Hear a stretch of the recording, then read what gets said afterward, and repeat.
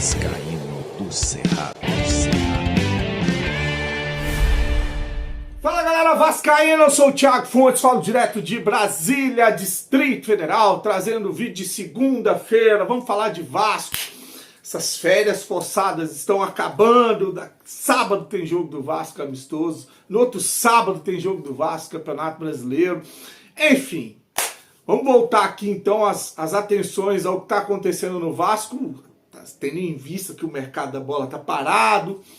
Não chegou nenhuma contratação, perdemos uma semana de trabalho sem as contratações tão faladas aí pelo CEO do Vasco, o Amodeu. Mas vamos trocar uma ideia, vamos trazer umas informações importantes aqui. Antes, pedir para você deixar o joinha, deixar o like, se inscrever no canal, que é importante para ele continuar sendo indicado no YouTube. Hoje é o dia do hype, todo mundo amanhece com 3 hypes aí para poder distribuir nos canais que gostam. Então, se você gosta do canal Vascaíno do Cerrado, você vai passar ali, ó, em vez de entrar em comentários, passa pro lado e deixa o hype pro canal ser impulsionado, beleza? Dá essa força. Muito obrigado pela força que vocês dão para o canal aqui diariamente. Olha, informação sobre o Giovani, tá? Ele continua internado. O ídolo meia do Vasco, o príncipe Giovani, está internado em estado grave. Muita gente publicando em grupos ontem o falecimento dele. Acho muito triste isso, viu? Espalhando fake news que o jogador tinha falecido. Cara, isso é ruim pra família, né? É ruim você ficar levando notícia ruim para os outros sem que ela de fato tenha acontecido. Mas se você acompanhar nas redes sociais dele lá, ele ainda está internado em estado grave, tá? Depois de 3 paradas cardíacas. Torço para que ele se recupere mais uma vez, que não é a primeira vez que ele passa por uma situação crítica, que Deus possa interceder e que ele saia dessa situação, tá bom? Bom, vou começar com uma notícia do nosso rival do dia 12, tá? Campeonato Brasileiro, sábado que vem, aqui em Brasília. O Botafogo, o Textor nessa madrugada, demitiu o Renato Paiva. Pra galera que tava no Oba-Oba, de ter um influenciador do Fluminense que gravou um vídeo falando que os times brasileiros voltam para o Brasil com uma outra mentalidade, em uma outra prateleira, porque jogou o Mundial de Clubes. Aí você vai ver o Fluminense empatou com o Borussia, não ganhou nenhum time europeu, que ele fala assim que pode enfileirar os europeus que eles vão ganhar, e o Botafogo acaba de demitir o seu técnico. Então, boa coisa não foi, né? Foi eliminado para o Palmeiras, jogando de maneira covarde, com 3 volantes. Acho que o Botafogo tinha potencial para encarar o Palmeiras de uma maneira mais corajosa, né? Não da maneira... Então, o Botafogo encarou o Palmeiras como quem estava encarando o PSG. Aí, meu amigo, foi engolido pelo Palmeiras, tomou o gol do Paulinho do Cria na prorrogação.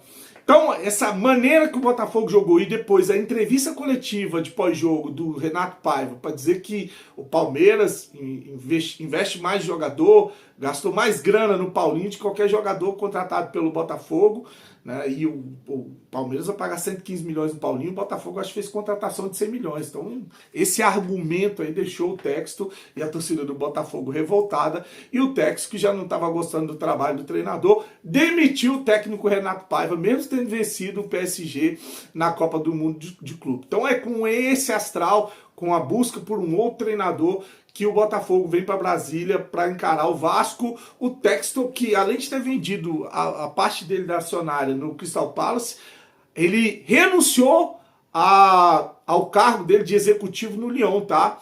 Ele tá abrindo mão do comitê de gestão do Lyon e vai focar só no Botafogo. Diz que vai estar mais no Rio de Janeiro, tá gostando do Brasil, tá gostando do Botafogo e vai focar no Botafogo, vai buscar agora um novo técnico, já fez reunião com os jogadores e vai atacar a janela de contratação. Essas são as notícias do nosso adversário para o dia 12 no Campeonato Brasileiro, na nossa volta para as atividades. Bom, eu quero parabenizar aqui a molecada do Sub-16 que venceu ontem o Urubu na Gávea por 2-0 e foi campeão invicto aí da Copa Rio. No agregado foi 5-1, primeiro jogo 3-1 e ontem 2-0 com os gols do Breno Salles e do Guilherme Scórcio.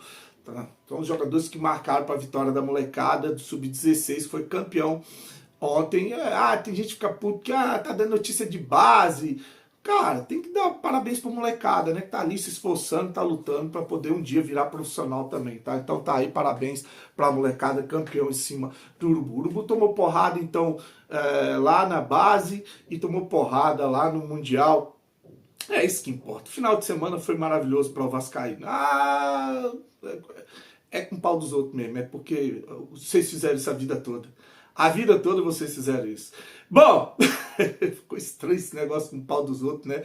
Lá ele, o contrato, eu gostei do vídeo lá do Cazé, né? Da Cazé TV, falando que o Flamengo e o Bayern de Munique jogaram pau a pau. Aí o Cazé falou, só se for o meu contra o do Kid Bengala. Aí foi dessa, enfim, eu não vou falar aqui nesse horário, que vai ficar uma coisa meio pesada, mas vou ver se eu publico isso lá no Instagram, que ficou bem engraçado. Essa analogia lá do Cazé falando do pau a pau, que foi o jogo entre o Flamengo e o Bayern de Munique. Outro que detonou esse jogo, a galera falando que foi pau a pau, foi o Thiago Life. Tá lá no Instagram, @Vascaíno Cerrado.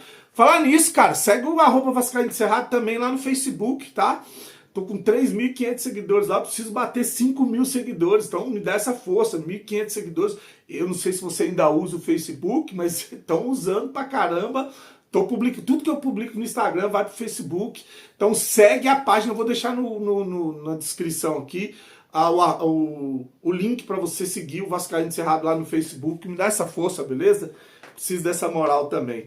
Bom, o contrato do Vasco com o Felipe Coutinho encerra hoje, tá? Hoje é o último dia que ele pode treinar no CT, então a partir de amanhã ele não tem mais um contrato vigente com o Vasco, o contrato de empréstimo. Então ele não pode treinar, trabalhar, jogar, não pode mais.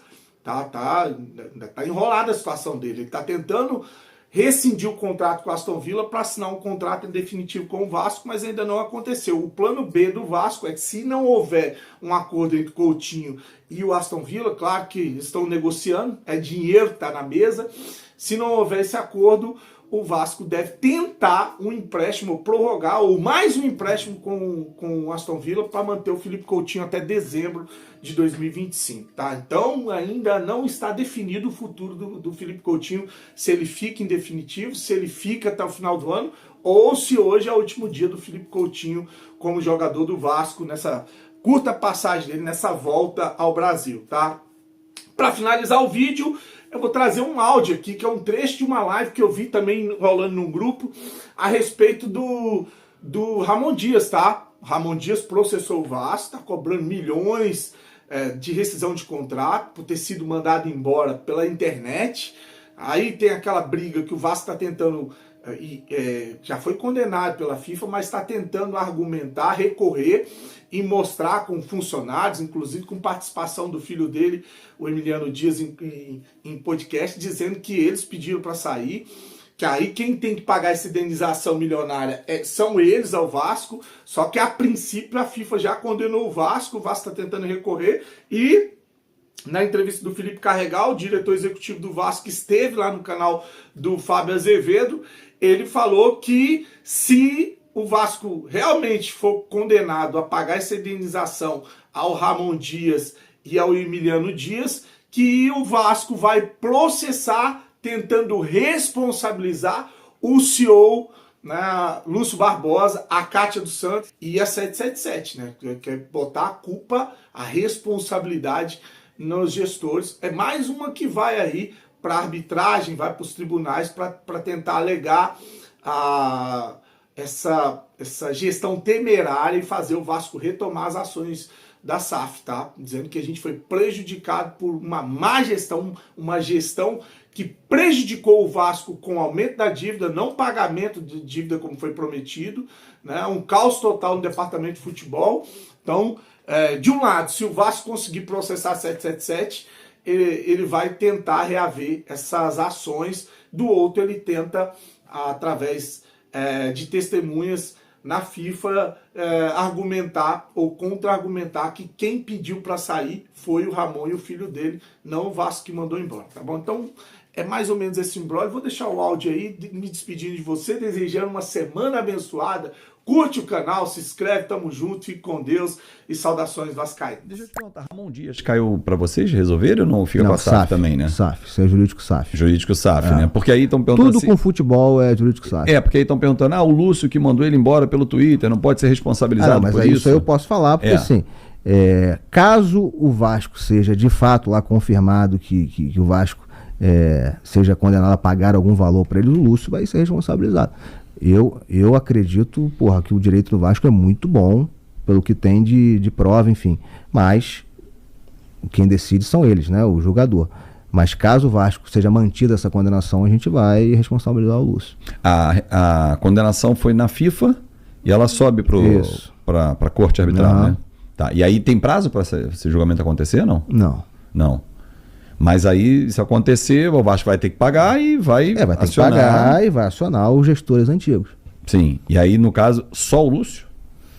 O Lúcio era ali quem, era o CEO, quem né? tinha caneta, mas a Kátia vai acabar de alguma forma respondendo também porque ela é estatutária ali, ela tinha responsabilidade e as coisas eram conduzidas ali basicamente por eles.